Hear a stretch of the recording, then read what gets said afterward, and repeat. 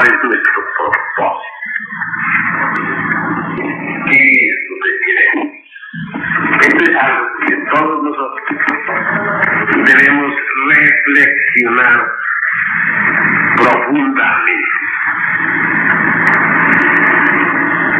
Ante todo, quiero que ustedes sepan que detrás de ese sol que nos alumbra y nos da vida está el sagrado absoluto solar.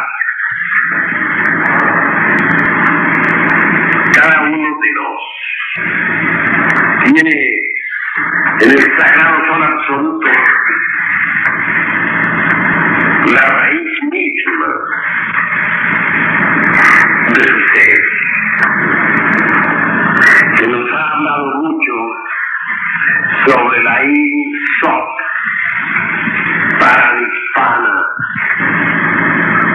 Ese Insop es la estrella interior que siempre nos ha sonreído.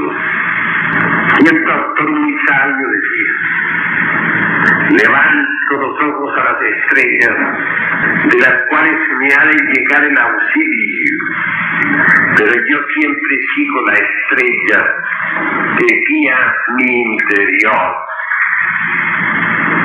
Esa es la Insop Paranibbana.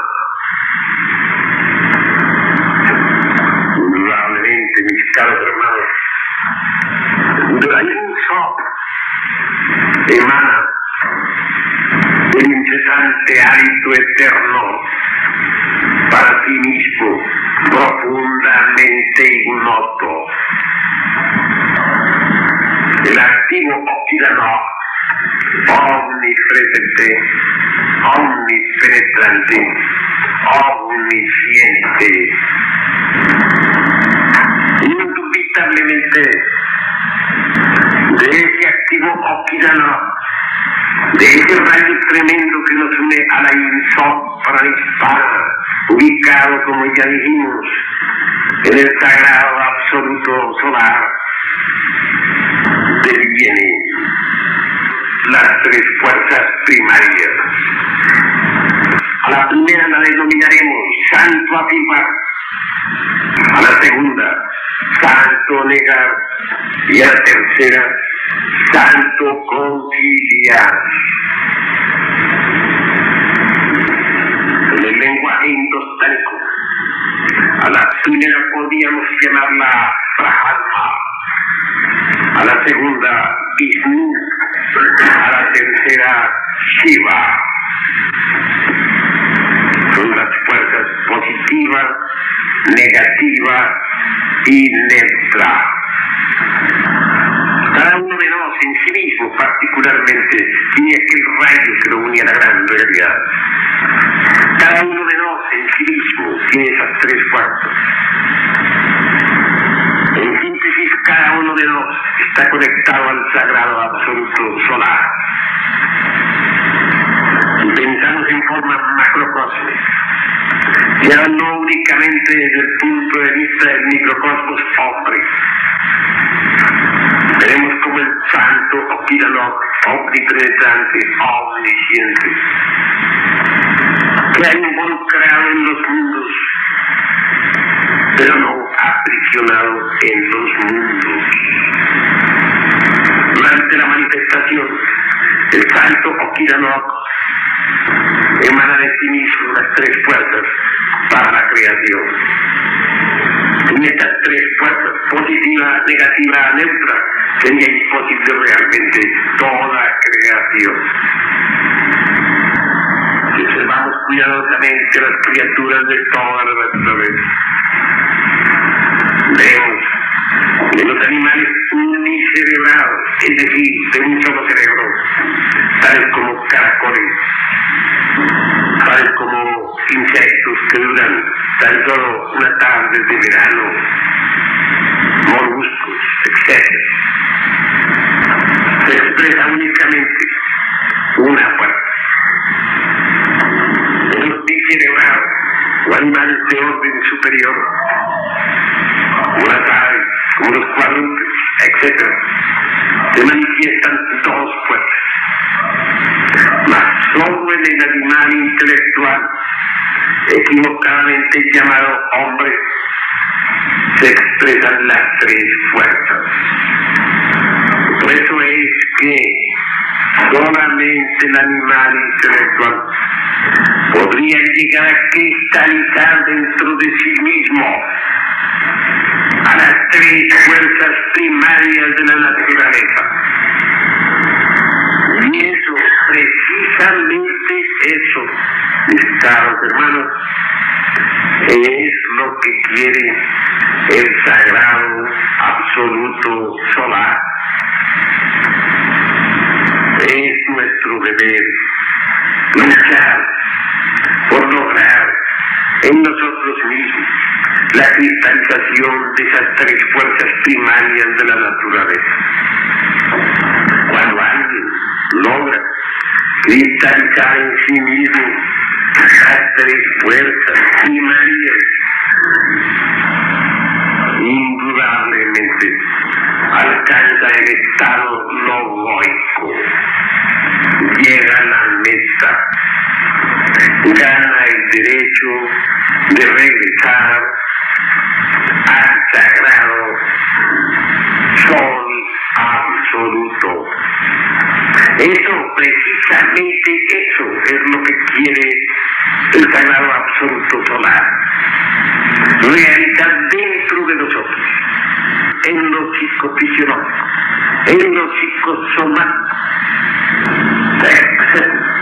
la cristalización de las tres fuerzas primarias de la naturaleza. Solo así llegamos a convertirnos en lo que se llama el Adán celestial, el Adán Salmón, de que hablan los cabalistas. Reflexionemos. Estamos llamados, pues, a cristalizar esas tres fuerzas dentro de la naturaleza, en nosotros mismos, aquí y ahora. ¿Qué es un maestro cósmico? Un hombre que cristalizó las tres fuerzas primarias dentro de sí mismo. ¿Qué es un Moria? Un hombre que cristalizó esas tres fuerzas dentro de sí mismo. ¿Qué es un Jesús de Nazaret? Un hombre que logró cristalizar esas tres fuerzas en sí mismo. ¿Qué es un Sanat Kumara? Alguien que logró cristalizar en sí mismo las tres fuerzas primarias de la naturaleza y del cosmos. No se trata simplemente, mis caros hermanos, de encarnarlas. Si llenamos un vaso con agua, esta puede perderse al volcarse el vaso o al romperse. Otra cosa es cristalizar esa agua dentro del vaso. Queda fija, firme. Lo mismo sucede, mis caros hermanos, con el lobo. Si lo encarnáramos únicamente, quedaría como un habitante nada más, algo así como el agua en el vaso. Puede escapar, no estaría allí más dentro de nuestro cuerpo, sino debilitado. Cristalizarlo es diferente. Y precisamente eso es lo que necesitamos. Pero vamos al fondo, mis caros hermanos. Estamos reunidos aquí con el propósito de saber. Queremos saber. Y es obvio que cada uno de nosotros puede convertirse en un lobo. Es obvio que cada uno de nosotros puede lograr la cristalización de las tres fuerzas primarias en sí mismo y dentro de sí mismo, aquí y ahora. Lo importante es saber el cómo, el procedimiento, el método, el sistema que no falle, que sea exacto, que sea preciso, que existe afortunadamente.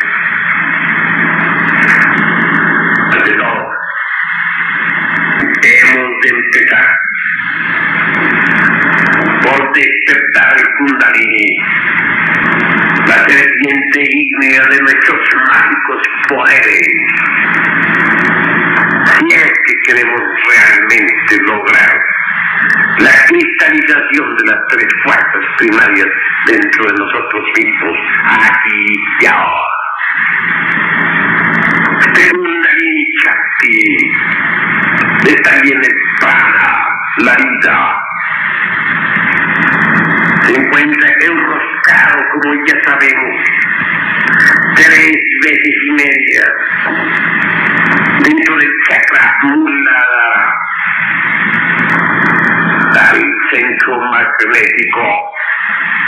Se halla situado exactamente en el hueso coxígeo. En el esoterismo cristiano se le conoce como la iglesia de Éfeso. Muchos son los procedimientos con los cuales se quiere despertar al Kundalini. Alguna vez vi yo en películas algo muy curioso que sucede en las tierras del Hindustán. Bárbaro, por cierto. Parecía allí un yogín con ese hueso coxígeo al desnudo, destapado. Le habían abierto, pues, con cuchillo aquella parte, es decir, le habían quitado la piel que cubre el hueso. Y hasta la carne misma se la habían abierto. Era bárbaro el procedimiento. Y otro yogín, un traje, pedazo por pedazo de tela, frotaba intensísimamente el box de la víctima, claro. Objetivo, despertar el Kundalini. Sistema bárbaro. Obviamente. La forma como aquel trapo, muy semejante al procedimiento que usan los engrasadores de calzado para limpiar los zapatos cuando están sacando el brillo. Si sentían olor a que no ignorancia, claro, ignorancia. Así no se despierta jamás la serpiente ígnea de nuestros mágicos poderes. Otros intentan despertar a Devi Kundalini por medio del pranayama. Se inhala por la fosa nasal derecha, se retiene, se exhala por la izquierda y viceversa. Se controla el aliento con los dedos índice y pulgar. No niego el valor del pranayama, grandioso para vitalizar el cuerpo físico. Pero no sirve para despertar a Devi Kundalini, la serpiente ígnea de nuestros mágicos poderes. Empero, saltan algunas chispas que se desprenden del coxis, que circulan por los lares o canales orgánicos y vienen momentos de iluminación. Entonces el yogín cree que ha despertado al Kundalini. Mas no, Kundalini continúa todavía enroscado dentro del chakra Muladhara.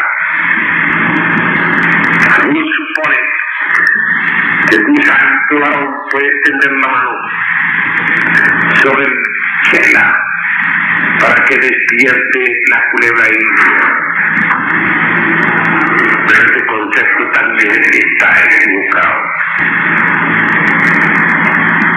La serpiente mágica solamente despierta, mis caros hermanos, con un solo procedimiento: el Saha Maituna. Lo he enseñado en todas mis obras, lo he repetido en todas las clases, hasta la saciedad. Al llegar a esta parte, podría calificárselos de fanáticos del sexo. Sí, el ser humano busca evasivas, justificaciones para sus debilidades escapatoicas, de autoengaño, etc. Alguna vez, ya lo he contado muchas veces aquí, mas debo siempre repetir incansablemente, estando en el estado de Sámano,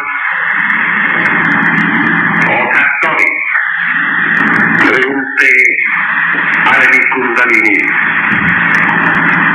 en la siguiente forma: ¿es posible que allá en el mundo físico exista alguien que pueda autorrealizarse sin necesidad de la magia sexual?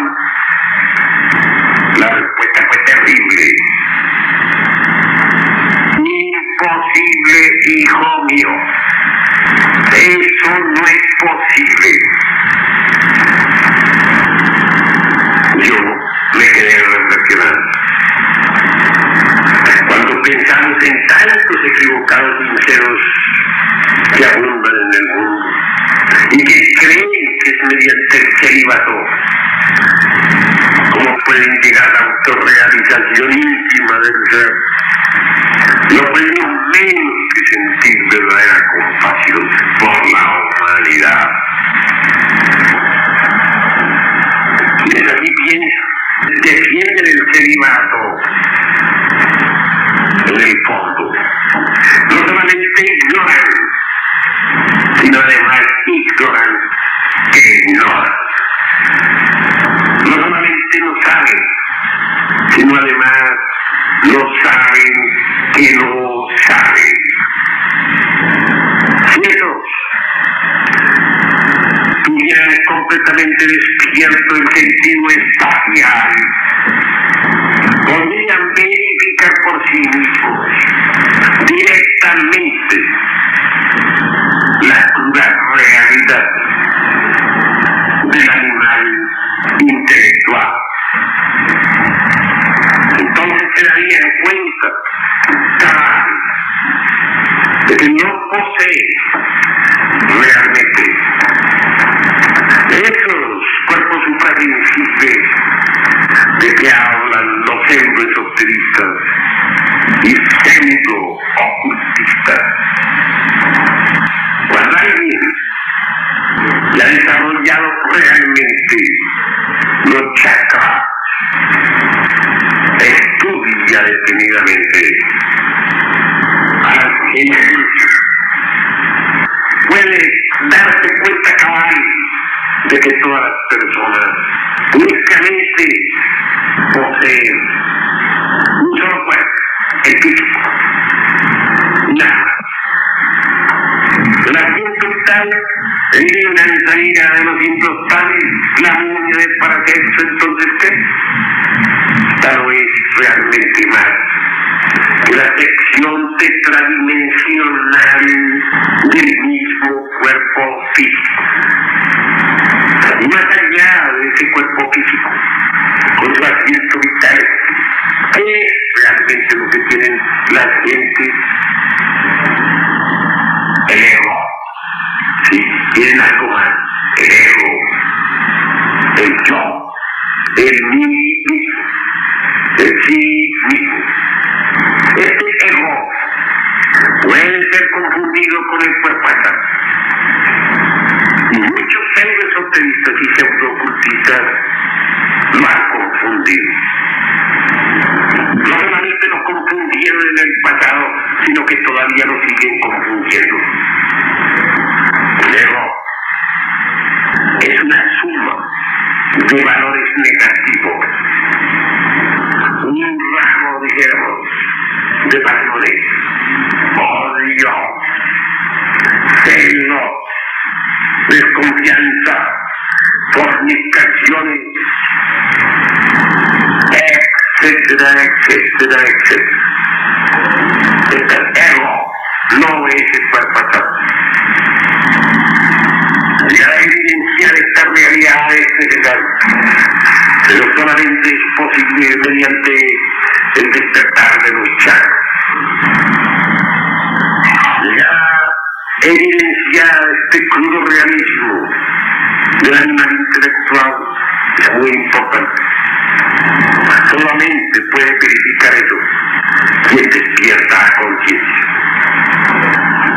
El inconsciente, el zombie, jamás podría verificar esta verdad.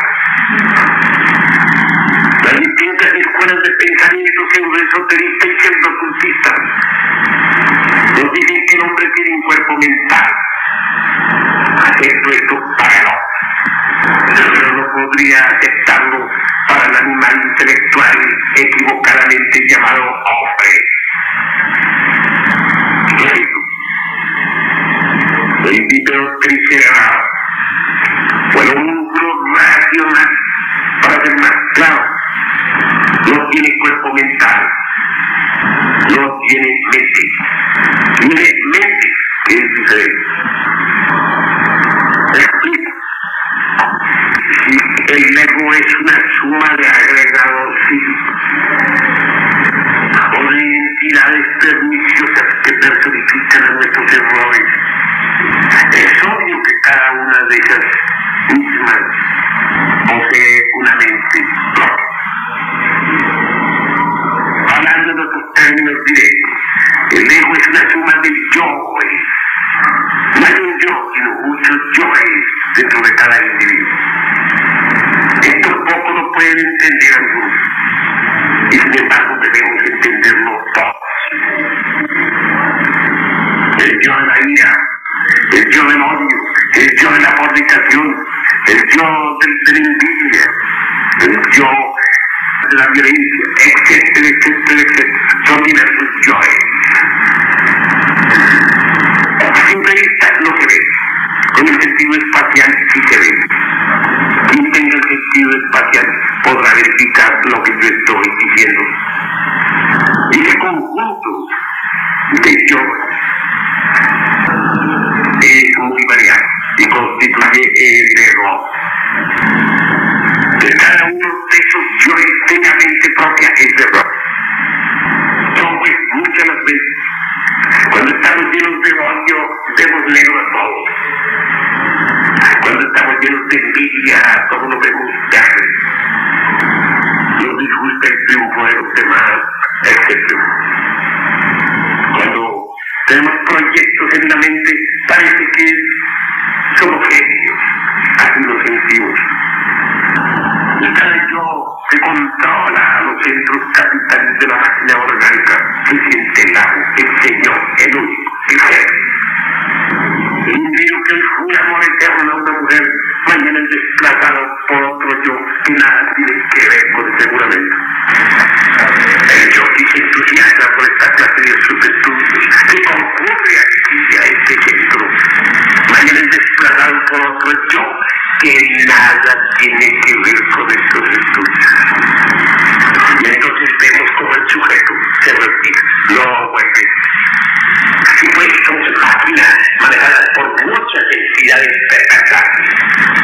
No somos individuos, no nos hemos individualizado todavía. Encontramos en un estado lamentable, pero nos creemos dioses. Debemos reflexionar en esto profundamente. Normalmente pues tenemos la mente que piensa una cosa, mañana es desplazada por la mente que piensa otra cosa. El animal intelectual no tiene cuerpo mental. Hallándonos pues en estas condiciones, debemos reflexionar. Pero es hecho que tenemos un cuerpo causal, así lo dicen los esoteristas, así lo enfatizan los pseudo-ocultistas. Pero el cuerpo causal es el cuerpo de la voluntad consciente. Un hombre que posee una voluntad consciente jamás es víctima de las circunstancias. Puede determinarlas, sí, a voluntad, pero no ser víctima de ellas. El que es víctima de las circunstancias no tiene cuerpo de la voluntad consciente, no lo posee, porque si lo poseyera no sería víctima de las circunstancias. Pero los pseudo-ocultistas creen que un hombre tiene ese cuerpo de la voluntad consciente. Los hechos demuestran lo contrario. Y pues,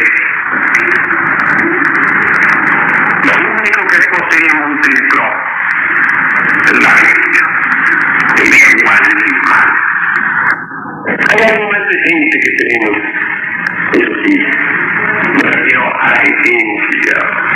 Es lo más aristocrático que lo que tenemos dentro. Una especie que está embotellada entre todo ese conjunto de yoes, pendencieros y victores. Esta esencia se procesa de acuerdo con su propio condicionamiento. Es el estado en que nos encontramos, mis caros hermanos. La única panacea que nos dan los antes ilustrados del pseudo-ocultismo y del pseudo-esoterismo barato es el celibato. ¿Creéis vosotros que tal celibato absurdo podría convertirnos en dioses? Ahí tenemos comunidades enteras, no quiero nombrar a ninguna, de religiosos felices, cuál de ellos se ha autorrealizado.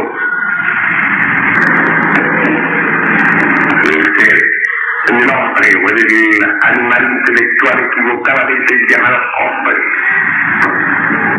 aunque las tres fuerzas puedan manifestarse, realmente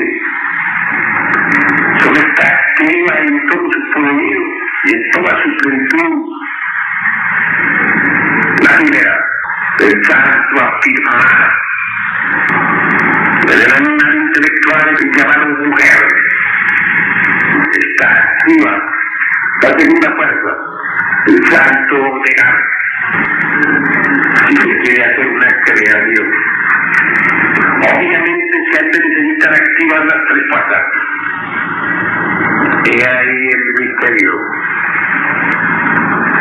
de la creación. Cuando el santo afirmar y el santo negar son conciliados por la tercera fuerza, cuando se unen mediante una tercera fuerza, cuando se fusionan esas tres, resulta de allí una creación. Hijo, o un monstruo, o lo que sea, pero algo se ha creado. Y se quiere crear el cuerpo atómico, y se crea un peripeteo falso, bombazo de Ongeneín, Calentomón, el vehículo sideral. Obviamente hemos de utilizar las tres fuerzas primarias de la naturaleza. Entonces, hombre y mujer vivos, en la bolsa de los psicólogos, pueden crear el cuerpo eterno. Lo interesante es, como ya sabemos, nuestra evolución del sagrado esperma. Antes de producirlo para transmutarlo y convertirlo en energía, necesariamente transmutado, el resultado es la cristalización del cuerpo astral dentro de nuestro propio organismo. Más tarde hablemos de crear el cuerpo de la mente mediante el amor, mediante la unión sexual hombre-mujer. ¿Cómo podemos crear ese maravilloso instrumento?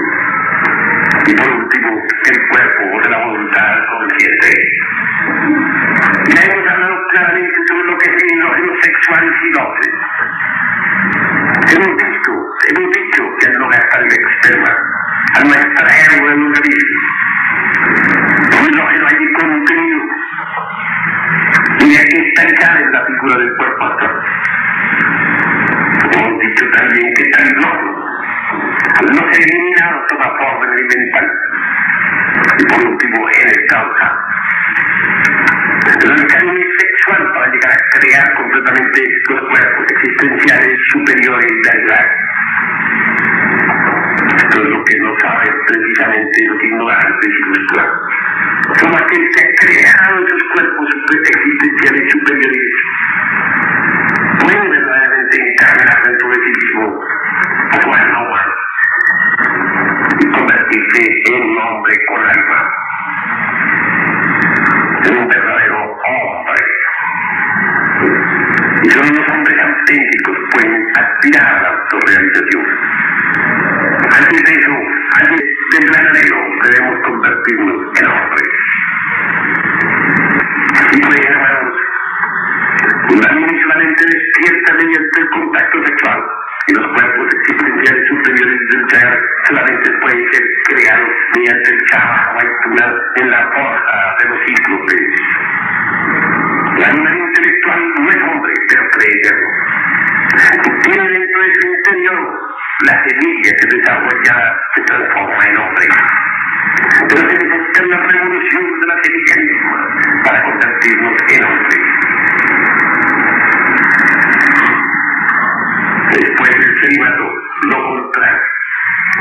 Porque por medio del celibato nadie puede crear los cuerpos existenciales superiores del ser. Una sola fuerza, la masculina, no podría crear los cuerpos existenciales superiores del ser. Una sola fuerza, la femenina, no podría crear tal vehículo suprasensible. Se necesita la unión de la fuerza masculina y de la fuerza femenina, mediante la conciliación de la tercera fuerza. Las tres fuerzas sí pueden originar nuevas creaciones. Eso es lo que no entienden muchos ignorantes y ilustrados. Esta aventura tiene varios aspectos trascendentes y trascendentales. El lema de esta aventura es solve et coagula.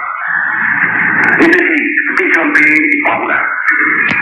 Disolver el ego, sí, el yo, el mí, y coagular el hidrógeno sexual, silose, en la forma de los cuerpos existenciales superiores del ser. Es el camino para convertirnos en hombres auténticos, legítimos y verdaderos. Una vez convertidos en hombres, en el sentido más completo de la palabra, debemos aspirar a la suprema cristificación. Mediante esta aventura creamos los cuerpos existenciales superiores del ser. Y utilizando también la lanza de los ojos o la lanza de aquí, en esos instantes podemos desintegrar al yo, al mí mismo, al sí mismo. Algunos seres humanos pueden huir incluso de las montañas, por verse vegetarianos, etc. Creen que así pueden realizarse.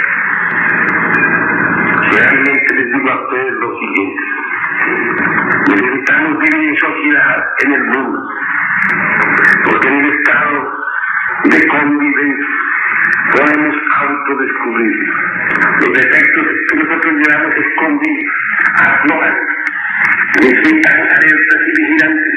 Entonces los vemos. Defectos descubiertos deben ser sometidos a la análisis y a la meditación. Una vez comprendido, entonces procedemos a eliminar. Hay necesidad de comprender y eliminar. Podemos comprender que tenemos el defecto de la envidia y continuar con él. Se necesita eliminar. Y solamente es posible eliminar en la forja de los cíclopes, es decir, en el Maituna. Entonces pedimos a la madre Kundalini que elimine a los palerros y ya así lo hará.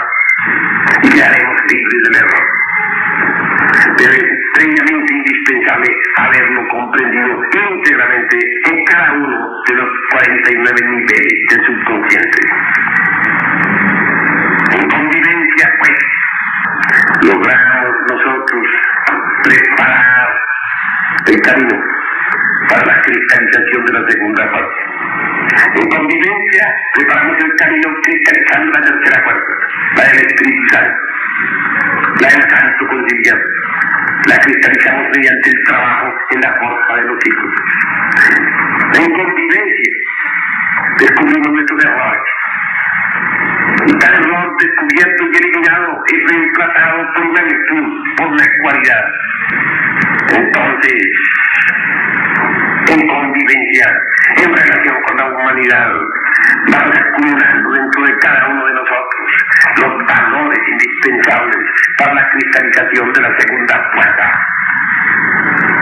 Y si aprendemos a obedecer al Padre, así en los cielos como en la tierra, preparamos el camino indudable para la cristalización de la primera fuerza. Después es indispensable la convivencia para la cristalización de las tres fuerzas. Sin embargo, ya han disuelto el ego. Les han creado ya los cuerpos existenciales superiores del ser.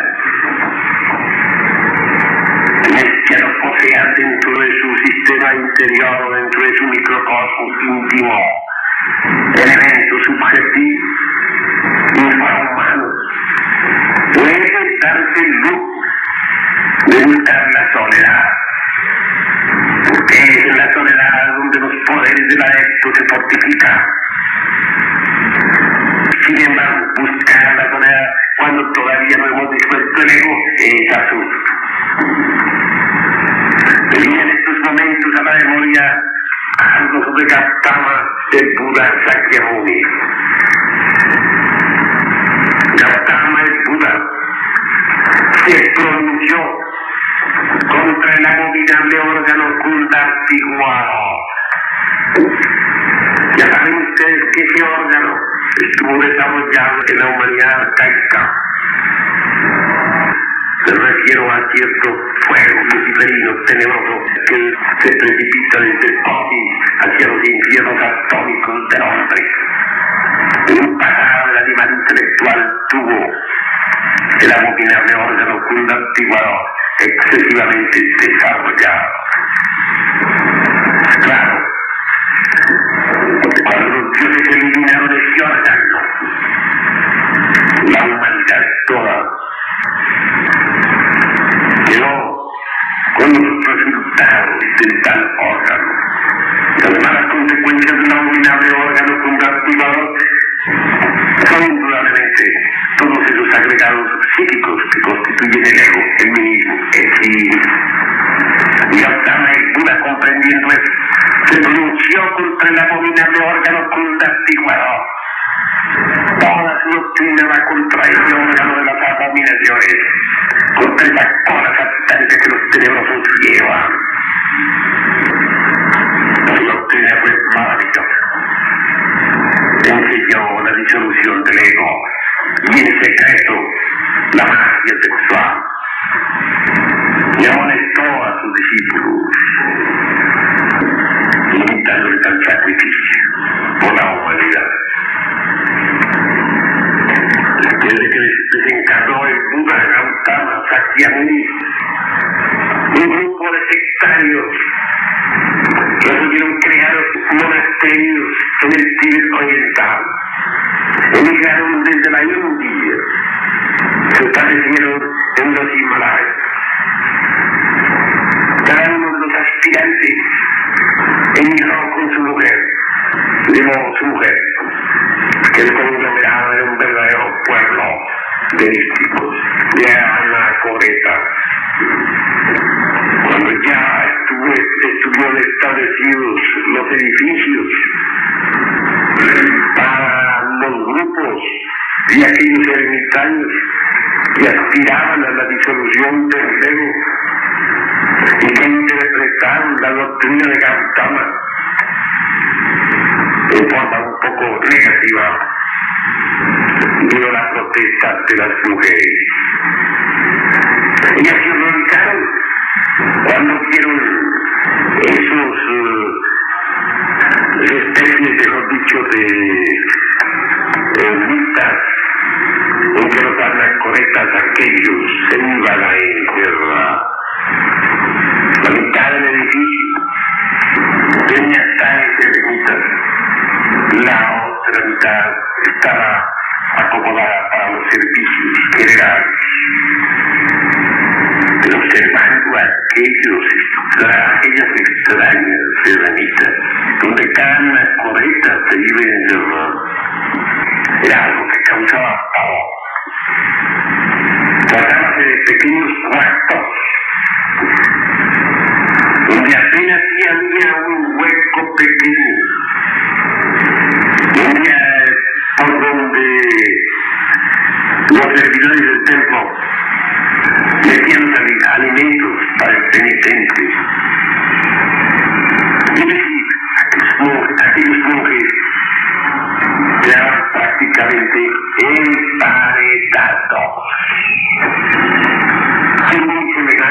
que sucedió en la época aquella de la colonia, donde tantos y tantos fueron emparedados, metidos entre cuatro paredes, sin poder volver a salir de allí. Indudablemente, muchas mujeres protestaron, y hubo una división entre grupos. Unos, obedeciendo a sus mujeres, se retiraron. Otros, fieles a sus propósitos, se colocaron en forma un poco más lejana, emigraron un poco más allá, y establecieron sus monasterios.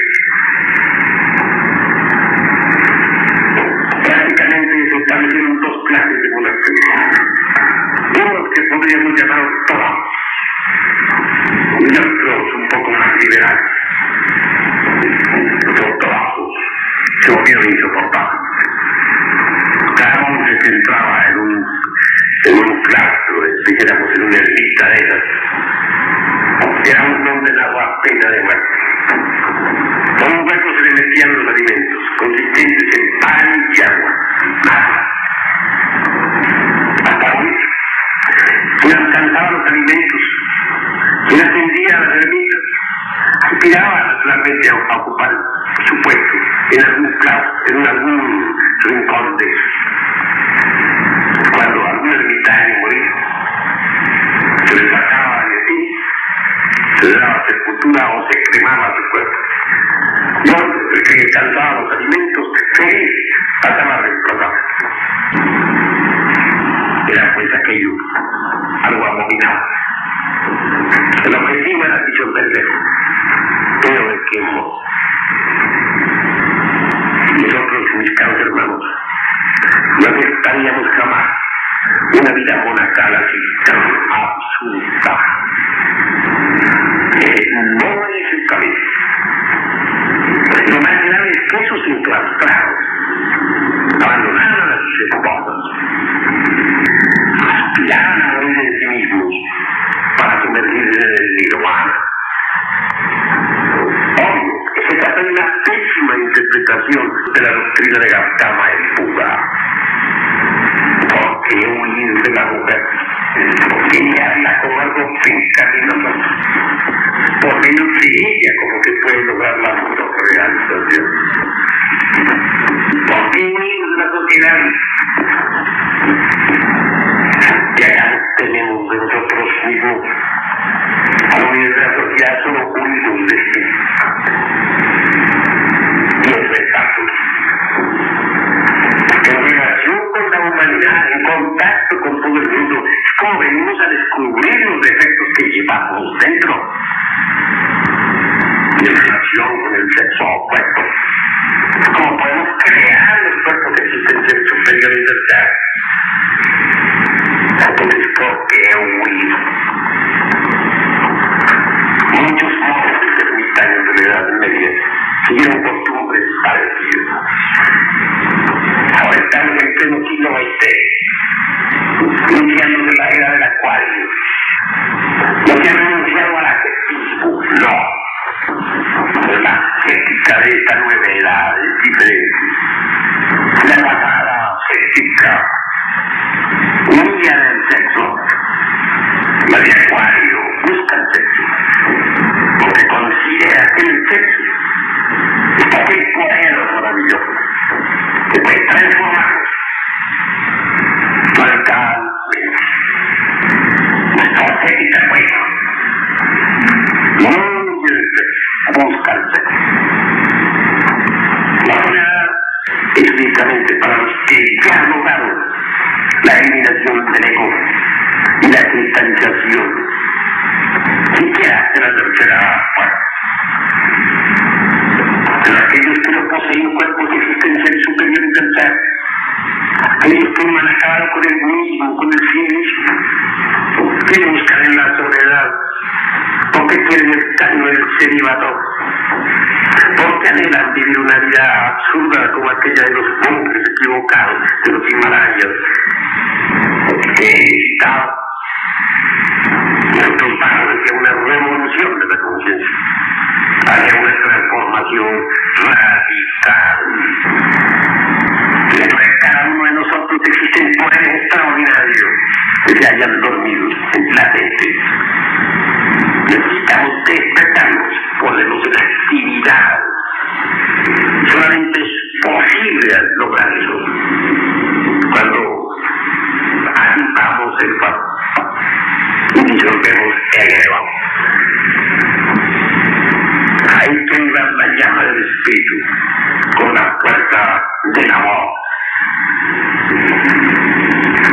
Desgraciadamente las gentes no entienden lo que estamos diciendo porque están dormidas. Nosotros propugnamos por el despertar de la conciencia. Solo así es posible comprender. Claro, hermano, queremos ser prácticos. Solamente es posible, repito, evidenciar lo que estoy diciendo. Si despertamos. Si quieren empezar el trabajo del despertar, ¿cómo van a aprender a salir cuerpo a cuerpo? Si es posible cuerpo astral aprender a salir en esencia, no tiene ese cuerpo astral en forma simbólica o alegórica o convencional, porque la gente no lo quiere. Hay momentos en la vida en que uno puede escapar del cuerpo físico a voluntad para ver, oír, tocar y palpar las grandes realidades que estoy diciendo.